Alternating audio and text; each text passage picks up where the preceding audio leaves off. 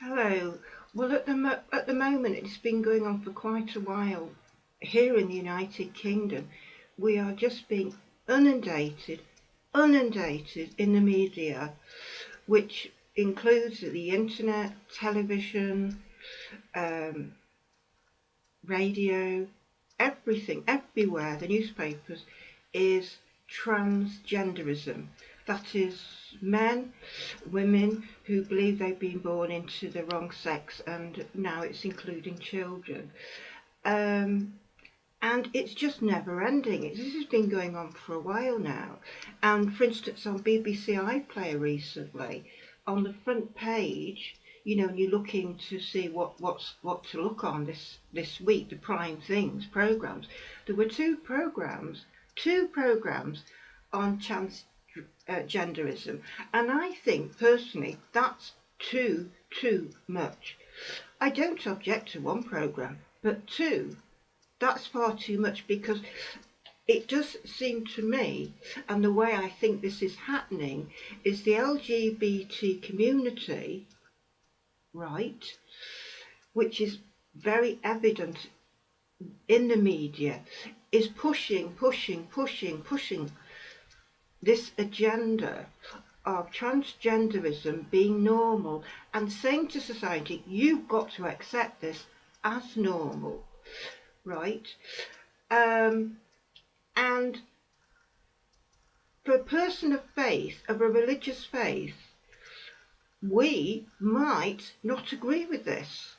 For a person of faith who believes in God, that God has created man, and a woman, and that's it, you're stuck with it. And you might be more of a tomboy than you are a girl when you're a child and things like this, or you might be more feminine as a little boy, maybe interested in girly things. But at the end of the day, this is a sex that you've been born into and you must stick with. And this is a message we're not hearing, and I don't think it's fair, because I think it's the LGBT lobby is so strong in the United Kingdom, and it has such an influence, because this is all about money at the end of the day. Most of the LGBT community will be male, right? Now it's the pink pound, it's the pink dollar, and these folk are in good earning jobs. They don't have families. Remember, they're not getting married and having children. Where's the money going? The money is going to support the worldwide movement of LGBT, right, of the movement, and to push, and it's getting the heterosexual world community, and they are insisting we are, inverted commas, normal. You have got to accept us. You have got to see and agree with us that what we're doing is perfectly normal and is acceptable and must be supported by you.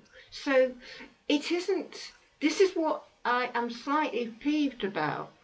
And I think a lot of people of other faiths, I'm Jewish, a lot of Christians, a lot of Muslims who dominate the world. How many Muslims, how many practicing Orthodox Jews are there? How many Christians who will say, no, I'm sorry, we don't agree with you. We don't agree that this should be encouraged in our society. We're not saying we're not going to be helpful or understanding to somebody who has a problem with their sexual identity. No. But what we are saying is we don't agree with the climate, which is being encouraged, coming at you from all sides, that this is now the new normal, and you've got to go with it and accept it, and it's okay to have your child, a young child, a teenager, changing to the opposite sex. And many people of faith, and even no faith, who believe in God, and they believe God has created man and woman, that it is actually wrong. And people of faith don't have a voice. We're not allowed to say, for instance, many people of faith And the LG community will not like hearing this, neither would the British government, right? They would see it as genderphobic, you know, you've got the problem. But the fact is, many people of faith and no faith in God believe that homosexuality is actually wrong, right? The practice of homosexuality is actually wrong. But will people ever get a voice? And if they are heard, they're called homophobic, right?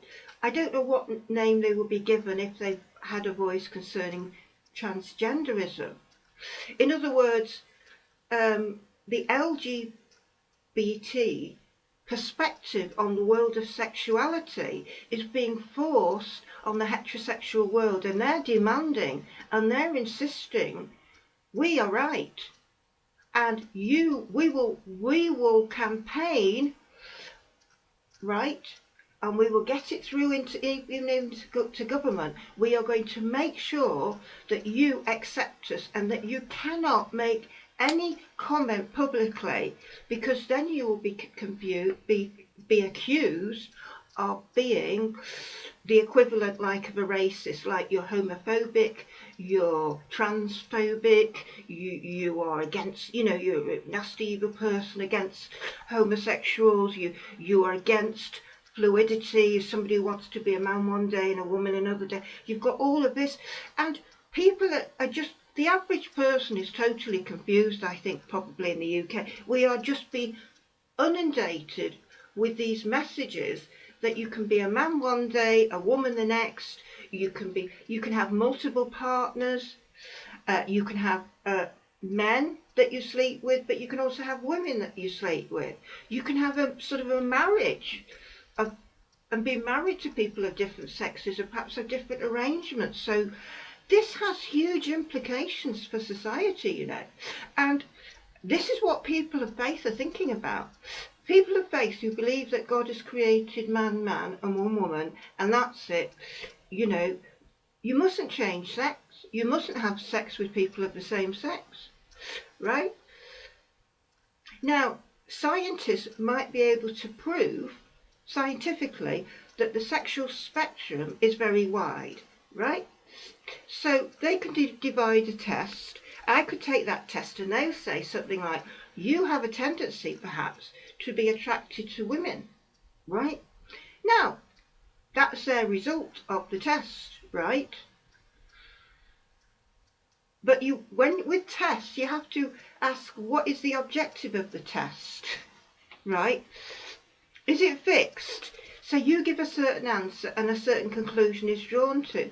You have to remember too that for people of faith, even if that test says that you are attracted to women and you're a woman, and vice versa, as a person of faith who believes in one God and that God created man, man, and woman, woman, you will say, well, perhaps I do have these tendencies, but I have chosen as a person who believes in God, that God has created man, man, woman, woman, that I should stick actually with the gender that God has given me. Because what this is about is, it's not just about the structural changes to the human body. I'm not focusing on that actually, right? Whether a person has a penis or they don't have a penis, or they have a breast, they don't have breasts, because we all know some women have big breasts, some women have little breasts, right? We're all different. It's the same with a penis. Some men have little teeny weeny penises and some have huge penises, right? All women would like either bigger busts or smaller busts, and men are thinking, I should be bigger, I should be smaller, I should be wider, I should be longer, I should be thinner. I mean, right? But that's not what I'm focusing on. What I'm focusing on is the psychological, because this is all to do with the psyche, not with the body. Because what's going on in the mind is going to affect how you view your body. And this is a fact, and we all know it. Anorexia is a disease of the mind. It's an illness of the mind. It's saying something's wrong up here that's causing you to perceive, you're looking in the mirror and you're skinny as anything, weighing 6 stone, and everybody else is looking, so she looks crumbs, you know, there's nothing of her, and you think you're fat. Now that is a psychological problem. It's not a physical problem, it's psychological. If you have a problem with not liking and not wanting breasts, that is a psychological problem. It's not a physical problem. And it's how you perceive yourself and how you feel about yourself, right?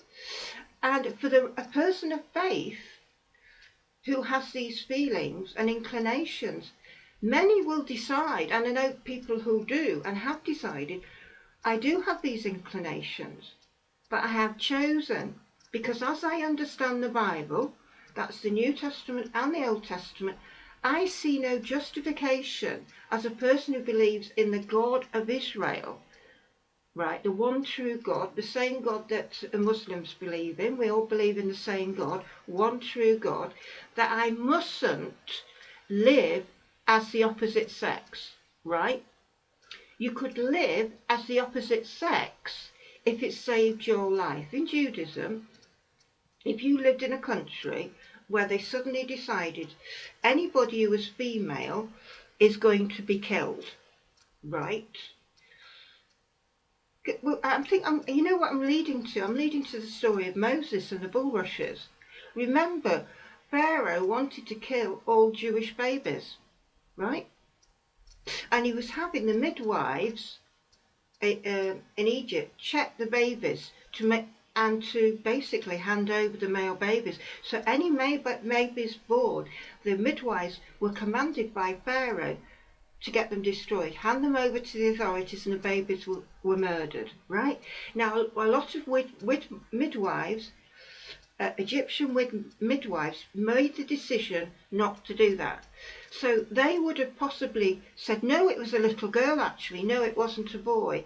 And the mother might choose to dress the baby as it's getting older and cut its hair to conform to looking like a girl, right, in order to keep the baby alive. Now, in Judaism, that's perfectly legitimate because it's about saving life and protecting life. So if a Jewish mother at the time of Moses had a little boy and the midwife told the authorities, no, it was actually a little girl, and she decides, I've got to save this baby from being killed, I'll just dress the little boy baby in women's, baby gear, and the baby will have to live as a female until this particular pharaoh dies or is removed from power, right? Now, in Judaism, that will be legitimate to do because it's about saving life and protecting life.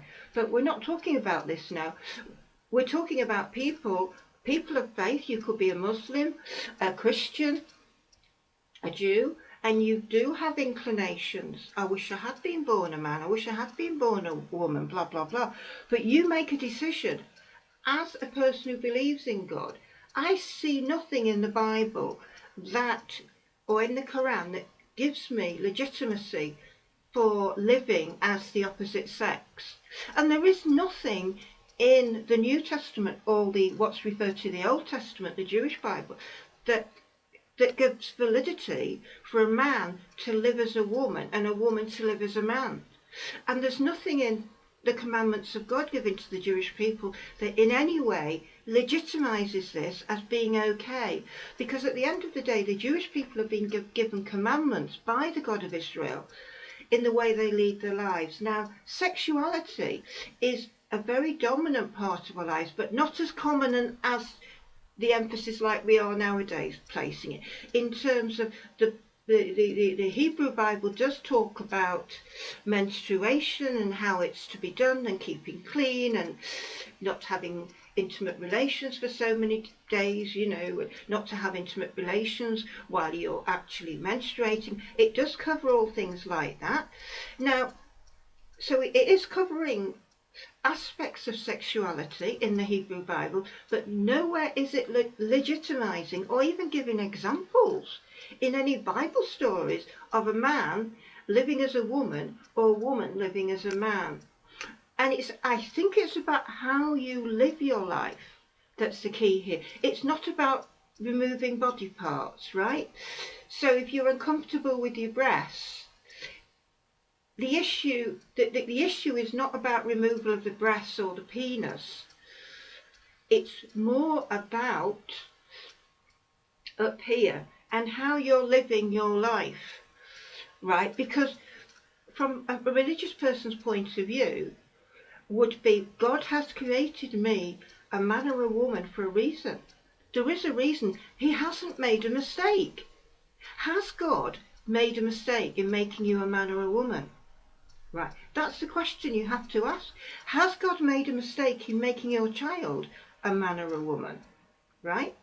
And if you believe he hasn't, then you shouldn't be doing anything to encourage or feed, particularly children. This is absolutely shocking and despicable. I am sympathetic towards parents if they have a child who is terribly distressed about being a boy or a girl. I do sympathise, and I think imams, priests, rabbis would again be like saying to you, they would be very understanding and saying, they would be trying to help you. But they have to tell you as it is, and this is as a society, we don't want to hear this. They have to tell you how they see it from God's perspective. Their job as religious leaders is to tell you exactly how the land lies and what is acceptable to God and what isn't. Right? Becoming an alcoholic is not acceptable to God. Right? It's not acceptable to God to just say, I'm going to be an alcoholic. This is the way I want to lead my life. Right? It's not acceptable. Did you know in Judaism, tattoos are not allowed for Jewish people? They're not supposed to get tattooed. Right? It's a commandment of God, would you believe it? A commandment of the God of Israel specifically to the Jewish people. Don't get tattoos on you. Tattoos are not a new thing, Because, remember, this is before the time of Jesus. This is thousands of years ago, when the commandment's given in the Hebrew Bible to the Jewish people, do not tattoo yourself. Now, I would think common sense, call me stupid, but if transgenderism, living as the opposite sex, was okay, then I would expect to see examples of it or something talked about it in the Hebrew Bible, right? Because that's the Bible that really counts, right? That is the Bible that counts. This is the Bible that counts. The Hebrew Bible. The Bible that the Prophet Muhammad believed in. The Prophet Muhammad, you have to remember, came to a knowledge of the God of Israel through Judaism. He was a great respecter of Judaism, right? He was under no obligation to practice Judaism, but he believed and worshipped only in one God. What a lot of Christians and a lot of non-religious people don't know is that Muslims don't worship the Prophet Muhammad. They respect him. We're not very good at respecting in our culture. We don't understand it about respecting a prophet, or anybody for that matter, in the way we are, society. But the Prophet Muhammad only worshipped the God of Israel. Muslims only worship the God of Israel. I would be quite comfortable going into a mosque because I know they only worship the God of Israel. They don't engage in idolatry. They revere and respect the Prophet Muhammad, which I don't practice as a Jew, but I don't have a problem with respect. No. No, I don't have. But whereas Christianity, I wouldn't go into a church because Christians worship Jesus, who is a man, and I won't worship a man who, he thinks he's God, and Christians think he's God, and they worship him, and they hail him, and they bow down to him, like they do to God. I mean, I wouldn't even go into a church now, you see. But people of faith, our concern is about doing the will of God and living our lives as we see it from the scriptures. And this is what people of faith are trying to do, right? And I mean, I knew when I was a Christian, I'm not a Christian now, but there was a guy who was homosexual. He became a Christian, and he said it's very difficult because he's not practicing homosexual anymore. So he said it's very, very difficult. It's terrible, he said, it's awful. But he wants to obey the God of Israel. and not practice homosexuality. Why? Because he wants to obey God, because he can't see any justification for practicing it. And you know, the LGBT community, it needs to grow up and become mature, and it's got to accept that for many people of faith cannot support them in their sexual inclinations, in terms of agreeing with them that it's valid and okay. A person of faith can say, of course I don't want a homosexual deprived housing because he's a gay. Of course I don't want a lesbian beaten up because she's a lesbian. That's wrong. Of course I don't want a homosexual to be discriminated in the workplace and not given promotion because he's... No. They would be saying, yes, that's all wrong, but they cannot support you in saying that it is perfectly okay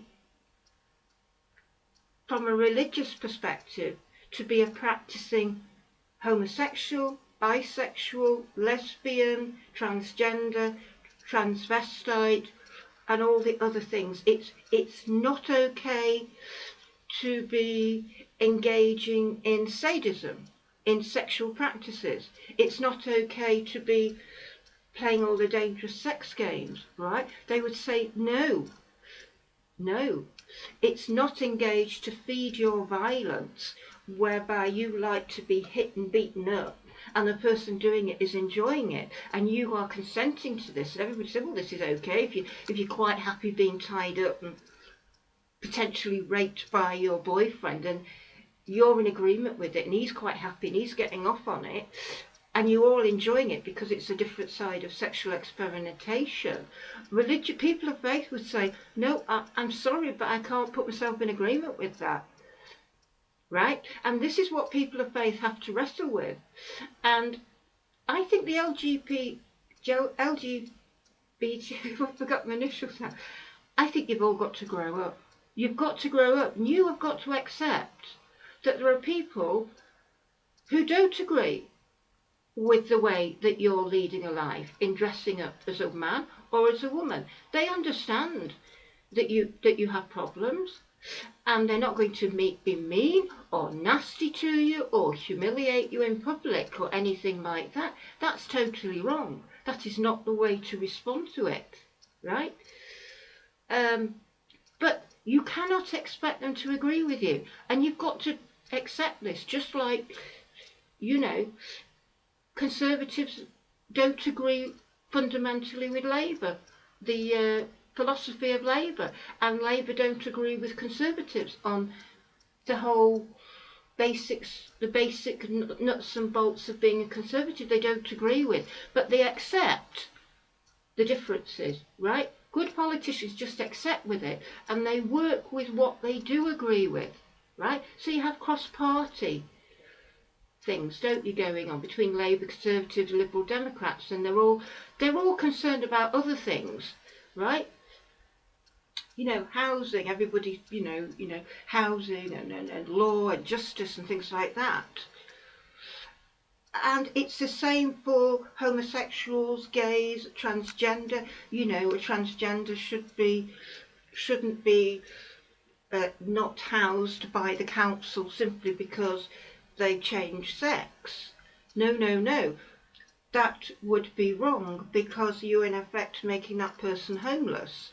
So people of faith would say, no, of course the person's got to be entitled to have a home, the person has to be entitled to have a job and earn a living, but don't expect them to say, I agree with you, and pat you on the back and say, everything's great, I think what you're doing is fantastic and I'm behind you. And this is part of being a mature, well-rounded, well-balanced person, encompassing what your sexuality. You believe you're right, but there's millions of people don't agree with you, and you've got to be mature. Take it on the chin. I think this wig looks lovely on me, but there will be many people watching this video say, oh crumbs, look at that hair, isn't it awful? Yeah, it is awful, isn't it? Right? Can you see where I'm coming from with this? And I think this might eventually emerge, but at the moment, because we're in such early days, the LGBT community is very, very immature. I think you're like toddlers, where you suddenly discover something, but you don't know how to deal with it, and you're expecting, you want everybody to agree with you. And what I'm challenging you today is, you must accept that many people, particularly people of faith, will say, I cannot agree with you. I cannot support you in what you're doing. I wouldn't support somebody going to Switzerland to kill themselves. I would support them in living if they wanted me to nurse them, if they wanted me to do the shopping, if they wanted me to do the cleaning, whatever they wanted me to do, I'd be there for them. But don't ask me to go to Switzerland and hold your hand while you kill yourself. I will not do it. I won't do it. And it is a tricky thing. We understand why you want to commit suicide. I'm chronically sick, and many times I wished I was dead and prayed to God, I've had enough and everything. But I wouldn't ask somebody to do it for me. The fact of the matter is, if you really want to commit suicide, you can do it, and we all know it. We all know it. I think it's quite self-indulgent. Again, you are insisting that everybody's got to agree with you and do what you want. And it's really very, very self-indulgent. If I want to commit suicide, I know how to do it. So many people, everyday people are hanging themselves. Everyday people are taking overdoses. It's not difficult to commit suicide. Anybody can do it. You just go out there, buy all the tablets from all the pharmacies, get a load of alcohol, take it all, and you're dead. It's not difficult. If you are really determined to commit suicide, you don't have to go to Switzerland. Come on. You can go about it, and you can do it here. You don't have to implicate anybody in what you're doing.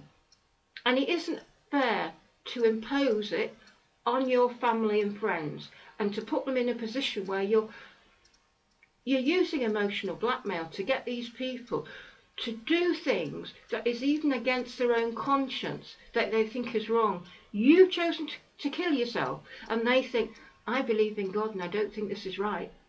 But you are manipulating the people to get them to do what you want.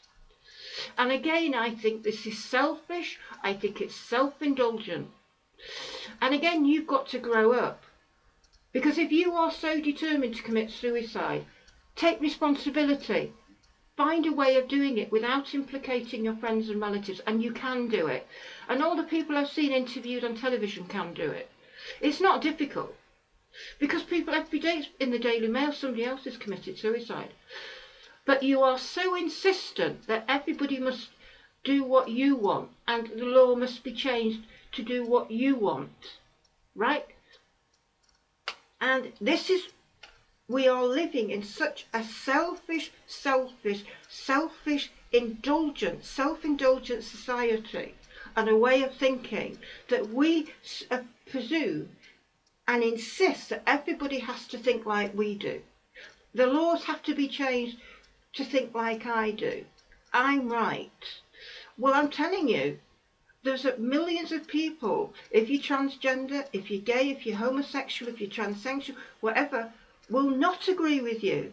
And you have got to be mature and accept it and say, fair enough, you don't agree with me. Like vegetarians do, and people who eat meat, like Labour and Conservative politicians do. They think differently on key things.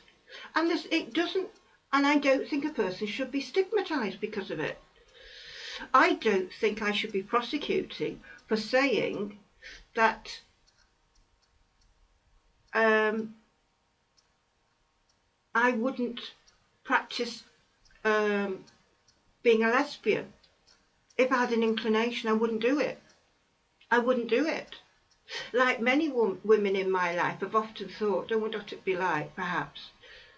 But do you know why I won't do it? It's because I know as a person who believes in God, that as far as God is concerned, that is not what he wants me to do in my life. I know it.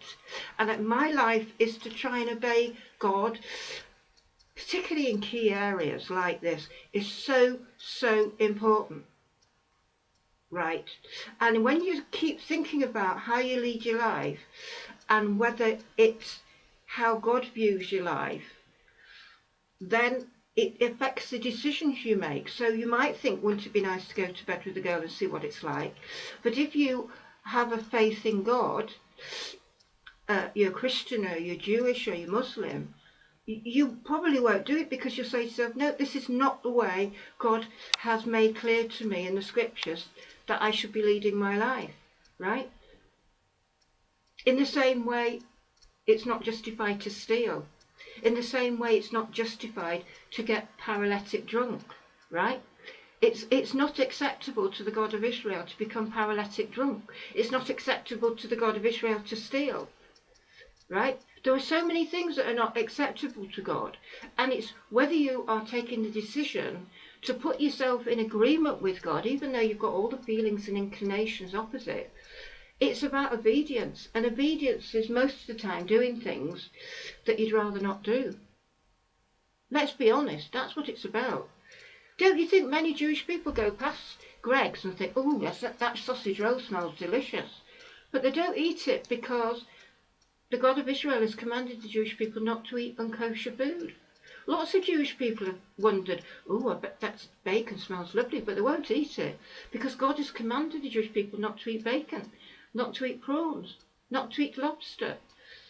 But all around you, there's unkosher food that smells absolutely delicious. And it's all about obedience. It's about not actually following your feelings and inclinations.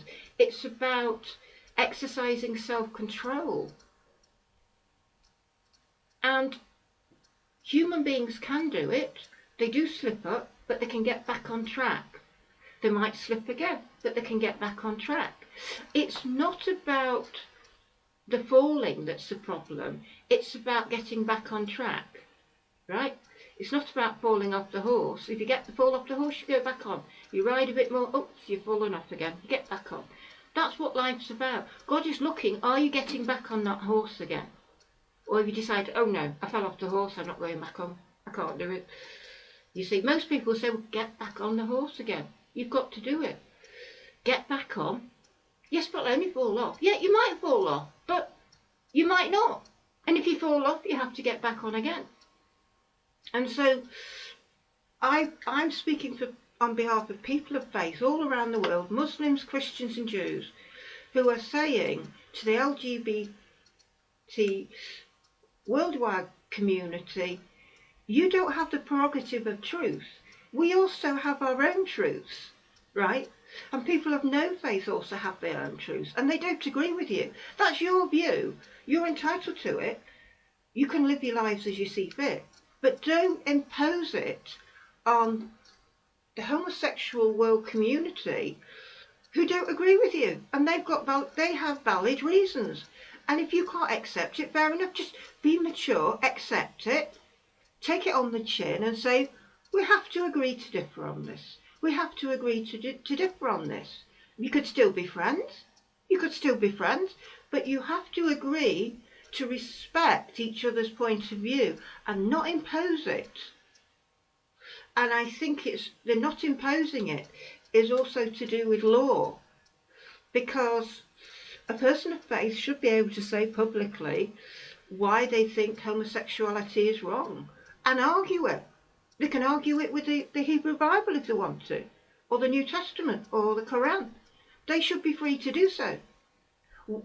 Why should it be a crime? Why should they go to prison for it?